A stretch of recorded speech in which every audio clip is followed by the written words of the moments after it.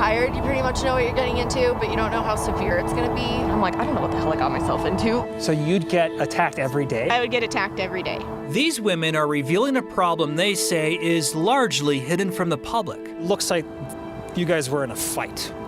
Yeah. Inside state-licensed homes for children who need help with mental illness. They will hire anybody who can walk because nobody wants to do the job. It's hard and it's scary. They all worked with kids with severe behavior problems stemming from mental illness, sexual abuse, and trauma. And he found a broken glass bottle in the water and he just pulled it up and started like swiping at me. He grabbed me by my hair, took me to the ground and started just ripping. Fresh out of college, eager to help.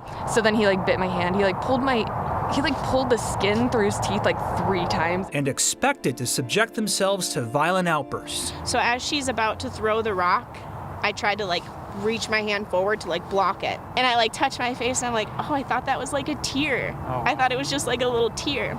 But no, it was a bunch of blood. Bleeding for $15 an hour. I would imagine going to work every day, you'd be bracing yourself for whatever's gonna happen. And that's what it was. It was a constant state of just preparing because you knew something was going to go wrong. I would say 3 months into that job, I was ready to look for other jobs. These women quit, claiming lack of staff and training left them vulnerable. He is a really toxic ex that you're kind of gaslit and abused in the relationship. It's like being in the DV cycle, but with a facility. Would I want to be around someone who physically hurts me and emotionally hurts me every day? No. And you think it'll get better and you tell yourself it'll get better. Because it's so easy to keep going back and making excuses for the behavior. One day you finally say, I gotta leave. We're not providing the proper amount of support and training for the staff in these facilities. Heidi Basfield works at Children's Hospital. We have a lot of very sick kids that need a lot of intensive support. She helps decide where kids with severe mental illness go from there. This is a result of not having a functioning system of mental health care for children and youth in the state of Colorado, period. When you're placing children in these facilities, do you have full confidence that they're going to some place that's safe?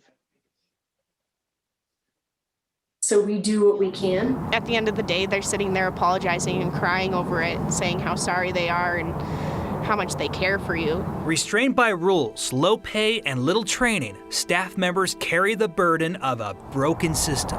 You basically become the parent of these kids. And they know you're paid to be there, and you know that you're paid to be there. And at the end of the day, you can go home, but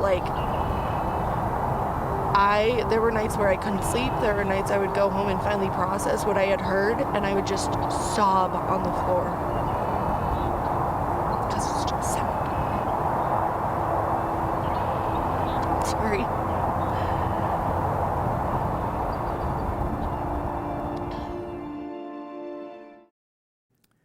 First responders often have mental health resources when they struggle on the job, but these former staff members tell me there is virtually no such help for them.